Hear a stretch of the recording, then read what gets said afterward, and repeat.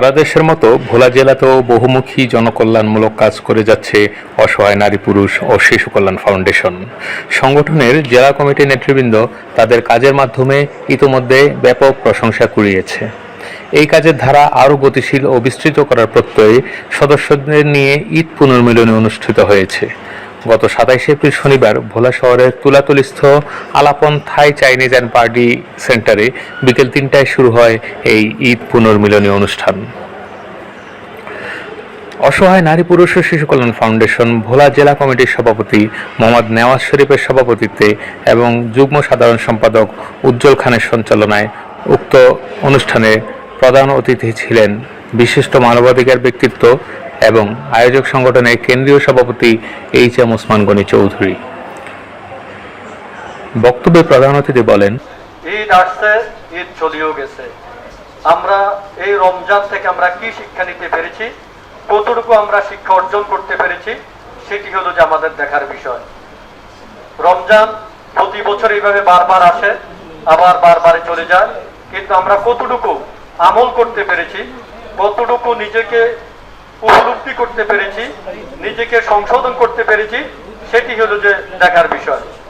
আজকে আমরা যারা এখানে উপস্থিত হয়েছি, আমরা বেশ কিছু স্বর্ণের মানুষ নিয়ে আমরা এখানে একত্রিত হয়েছি। আপনারা তো বলতে পারেন স্বর্ণের মানুষ কেন বললেন? স্বর্ণের মানুষ বলার কারণ হলো যে এটি, যেহেতু বর্তমান বাজারে স্বর্ণ হলো যে সবচেয়ে বেশি দামি, তো এখানে যে মানুষগুলো উপস্থিত আছে প্রত্যেকেই দামি মানুষগুলো নিয়ে আমরা এখানে উপস্থিত হয়েছি। তো দামি মানুষ কি জন্য হয়েছেন? ওনারা প্রত্যেকে নিজের খেয়ে নিজের পরে অন্যের উপকার করার জন্য চেষ্টা করে, এই জন্য ওনারা প্রত্যেকে দামি মানুষ। এই জন্য আমি প্রত্যেককে দামি মানুষ হিসেবে সম্বোধন করেছি। যেহেতু এটি একটি মানবিক কাজ, এটি একটি স্বেচ্ছাসেবী কাজ, এটি সবাই করতে পারে না। আল্লাহ তাআলা যাকে পছন্দ করে তাকে দিয়ে এই মানবিক কাজগুলো করাবেন। আল্লাহ তাআলা সবাইকে দিয়ে এই কাজগুলো করাবেন না। অসহায় নারী পুরুষ ও শিশু কল্যাণ ফাউন্ডেশনের সকল সদস্য নিঃস্বার্থভাবে সামাজিক ও মানবিক কাজ করে যাচ্ছে দেশের বিভিন্ন অঞ্চলে। এর মধ্যে ভোলা জেলার সদস্যগণ এই সকল কাজে অগ্রণী ভূমিকা পালন করছে। এই ঈদ পুনর্মিলনী অনুষ্ঠানে একত্রিত হওয়া তাদের আরও বেশি ভূমিকা রাখতে উৎসাহিত করবে। ভোলা জেলা কমিটির উদ্যোগে আয়োজিত ঈদ পুনর্মিলনী অনুষ্ঠানে বিশেষ অতিথি ছিলেন জেলা কমিটির উপদেষ্টা মহসিন খান ও পাপিয়া চৌধুরী এবং জাকির হোসেন।